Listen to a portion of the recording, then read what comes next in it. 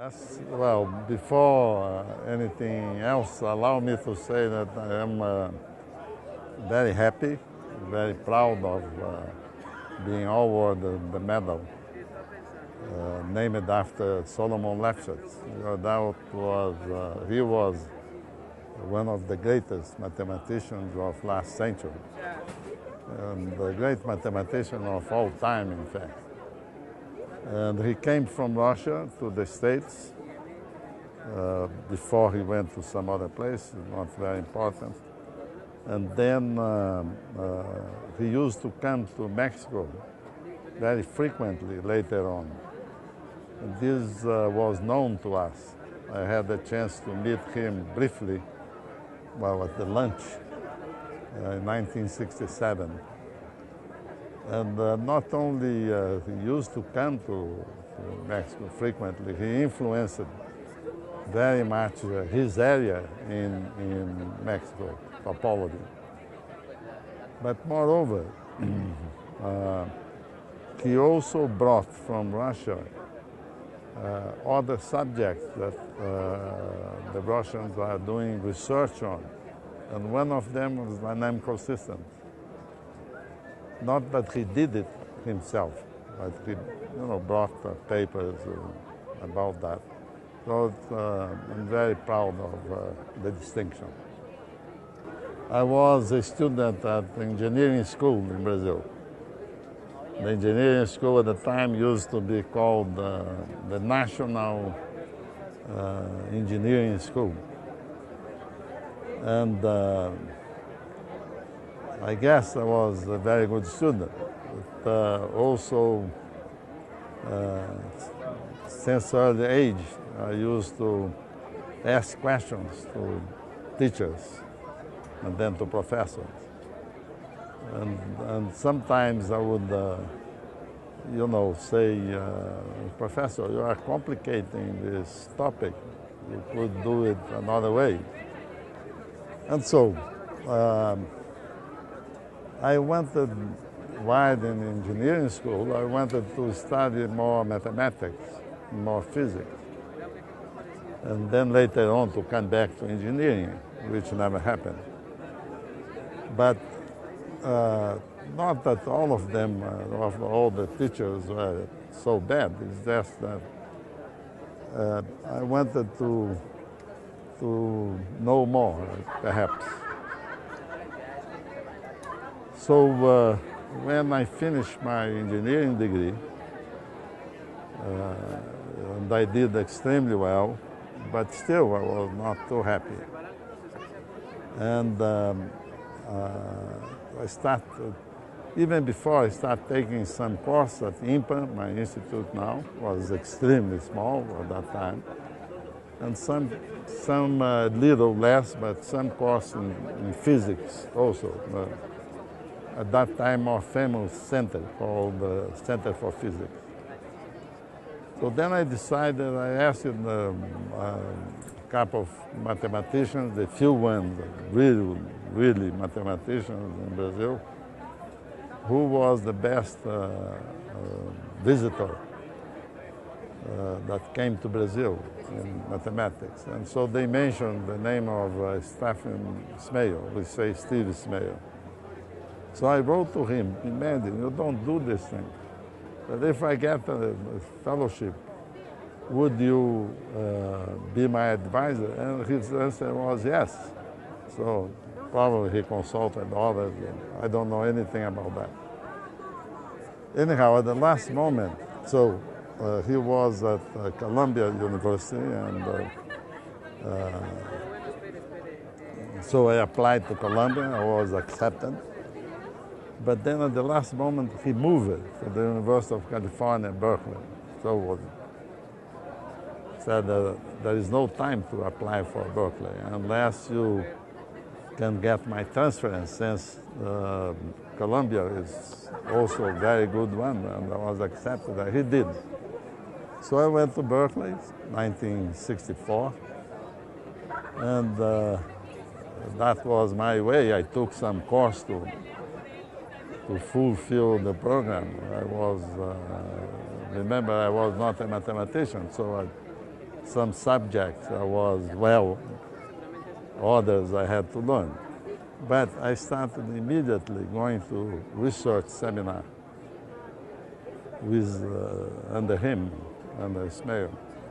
And so by 67, September 67, 3 years later, I had finished my PhD. There was no master degree. Master degree was on the way, you know, like a gift. And well, I had the chance to attack a problem that was not given to me by my advisor. He thought was perhaps too hard. Anyhow, I was able to do it. And in low dimension, it was the original approach. And then in all dimensions, we had a joint paper common. But meanwhile, in '66, he had won the Fields Medal. So I was very happy to have a paper. So I was a baby in terms of mathematics, to have a paper with him right after he got the Fields Medal. So I got very enthusiastic, and I never went back to engineering or anything like that. So,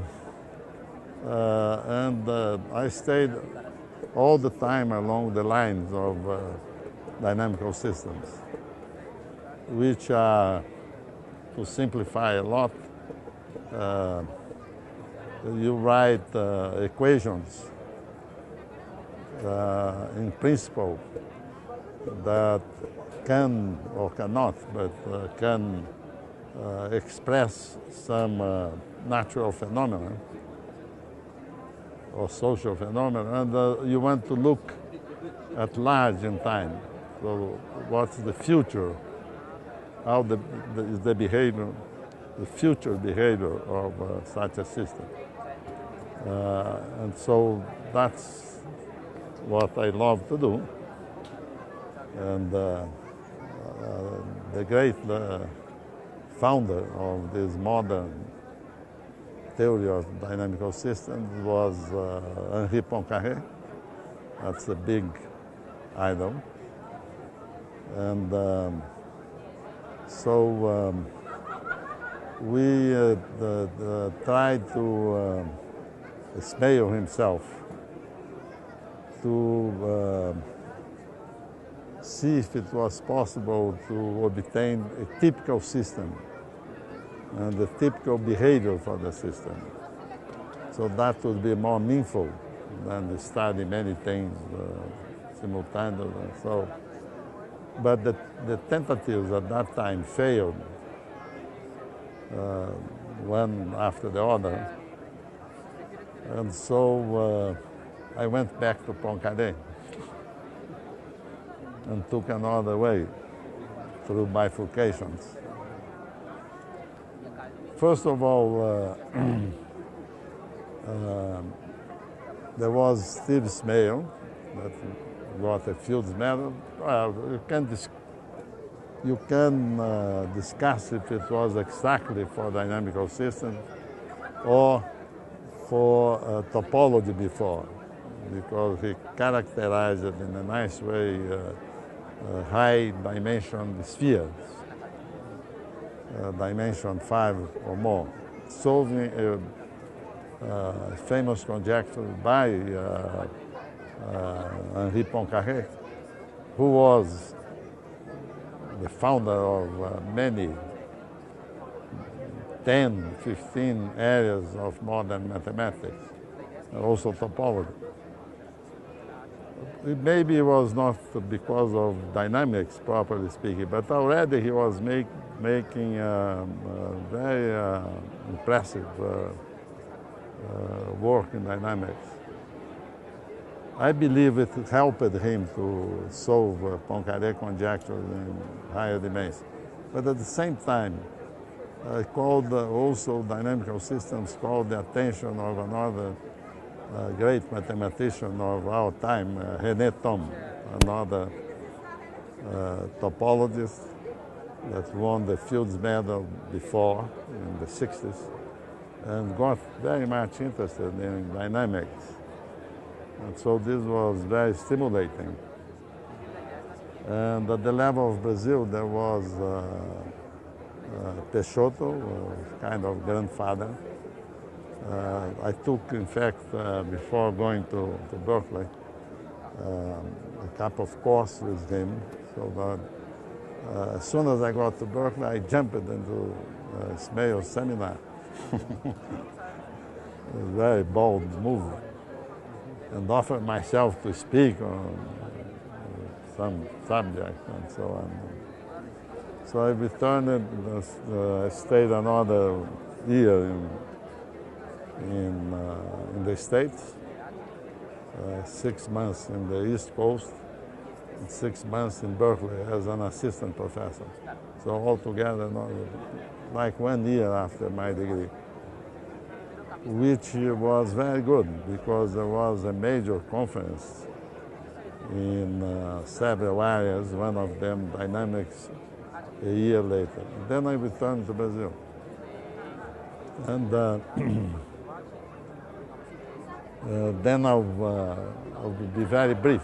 When I returned to Brazil, the university in which I studied engineering, they offered me a contract equivalent to full professor, or almost, I don't remember.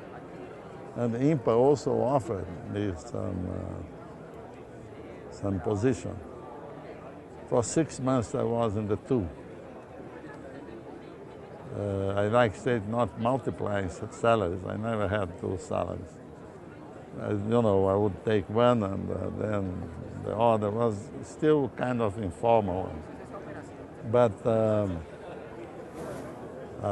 I prefer to take INPA. Was small at the time, but I thought it would be much more flexible. The university in general, I'm not criticized, but it's very heavy, very hard to influence.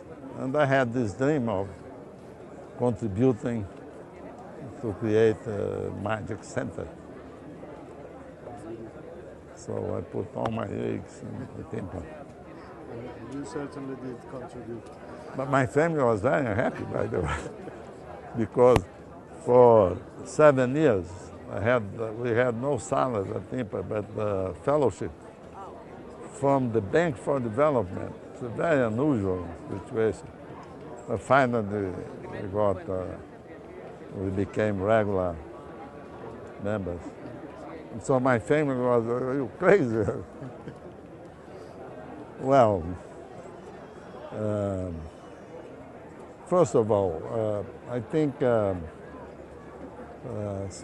mathematics, as other science, keeps some fundamental basis. Although, of course, there is a progress, so you keep changing. There is fundamental basis. On the other hand, the advancement of computer science, especially, made mathematics, I would say, richer. And so not only the future of mathematics will keep on very strong. I see all the time exceptional minds enriching the subject, or sometimes look at conjectures many decades, even centuries, like Riemann hypothesis ago. On the other hand, the new fields are opening, and applications are becoming more important, especially connected to computer science in a broad sense, but also melting with math, biology, finances, and so on.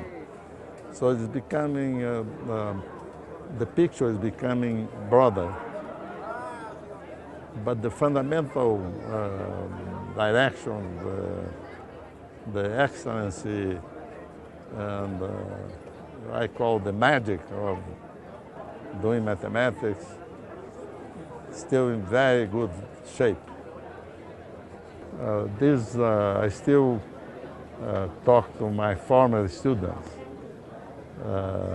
to pursue this line, to search for young talents, even very young talents, and to stimulate them. So I keep asking them.